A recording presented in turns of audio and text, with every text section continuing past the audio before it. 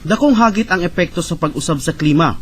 Ang sobrang kainit ug walay undang nga pag-ulan-ulan nga mo resulta sa pagbaha. Ang pag-usab sa klima dunay dakong epekto sa tanang sektor sa komunidad, hilabi na sa mga mag-uuma ug mananagat. Usa na niini ang produksyon ug pagkadaot sa pananawong base sa gihimong pagtuon sa International Labour Organization.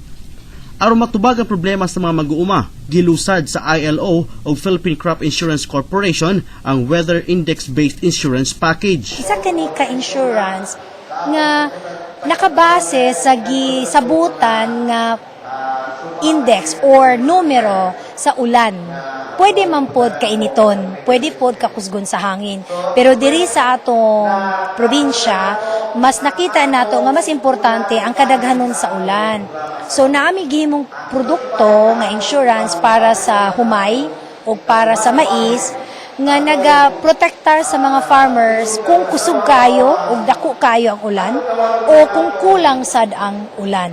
So kani drought cover or excess rainfall cover for rice and corn.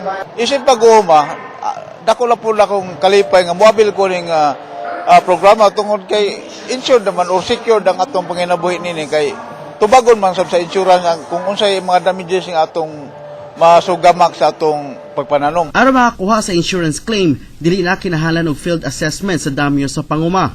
Pinaagi nining local automatic weather stations nga sertipikado sa DOST Pag-asa.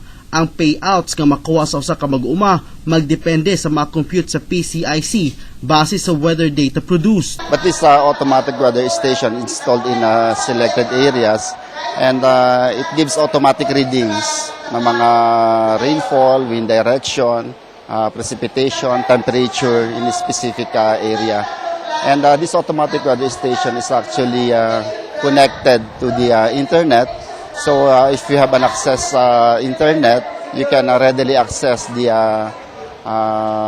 exact data in that particular areas. Gi-expect na mo nga through ani nga project nga maminusa nato ang kadaot sa mga propiedad ug labi na nga ma-minimize nato or mawala gid nato ang casualty.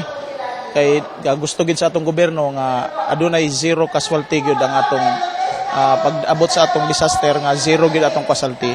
So mo na among gina-expect nga mahitabo ni. Napila ang Agusan del Norte tungod kay halos tanan nga panginabuhian sa mga residente sa probinsya gasalig sa agrikultura. Ang mga mag-uuma dinhi kulang o halos wala ikagarantiya aron makautang, gamay og dili regular ang kita. Limitado ang kaalam o kahana sa pagnegosyo o kulang ang impormasyon o kahibalo kabahin sa pamaagi o sistema sa pagpautang. Pinaagi usab sa tabang sa Department of Agriculture, dunay ihatag ng mga trainings ang ahensya aron sa maayong produktibong pagpanguma.